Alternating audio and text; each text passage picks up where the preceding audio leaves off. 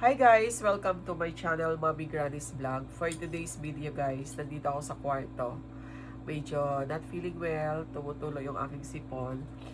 Yesterday lumabas kami ni Daddy yung nag-church. Tapos, pag uwi ko mga sa gabi na parang tumutulo na lang sipon ko. So, not feeling well ako. Or, dahil ba to sa nag-start kasi ako ng low carb ko, so, medyo mabubusog man ako sa kinakain ko, pero iba naman talaga pag may kanin. But still, continue pa rin ako sa low carb ko. Hindi ako magpapadala sa not feeling well. Or, siguro yung allergy rhinitis ko, umuusok na naman ang ilong ko kasi nga si Kohi dito kung tutulog sa kwarto. So, yung allergy rhinitis ko, bawal talaga sa pets.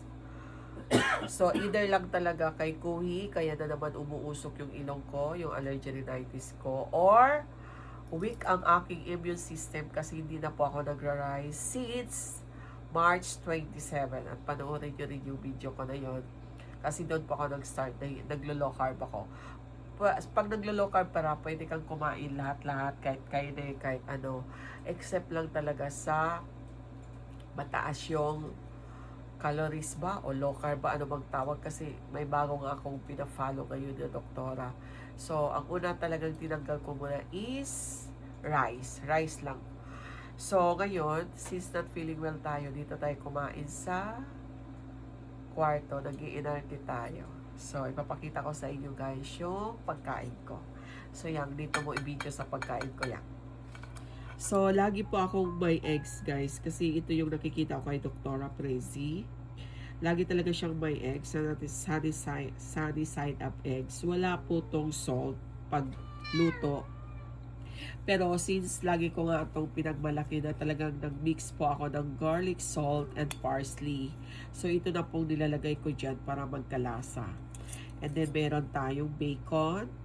Meron tayong tocino, and then nagsalad si Daddy Yo this lunch kasi nag-lunch siya. So, ito lang pagkain natin guys. So,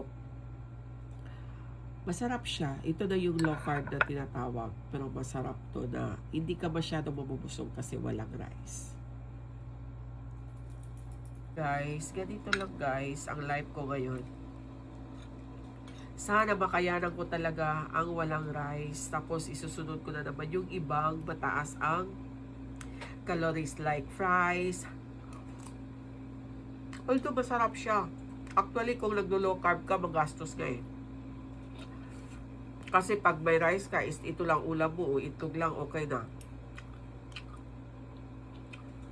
Tocino guys, pwede tayo kumain ha. Kahit marami. Sarap.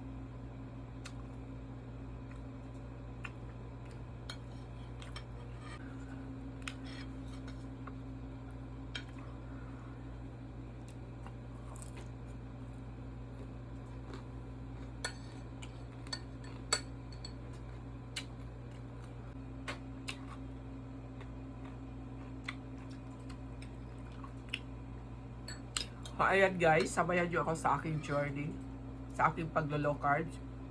Hopefully, bawas talaga ako ng timbang. So that's all for today. Thank you so much for watching. Bye! Kain!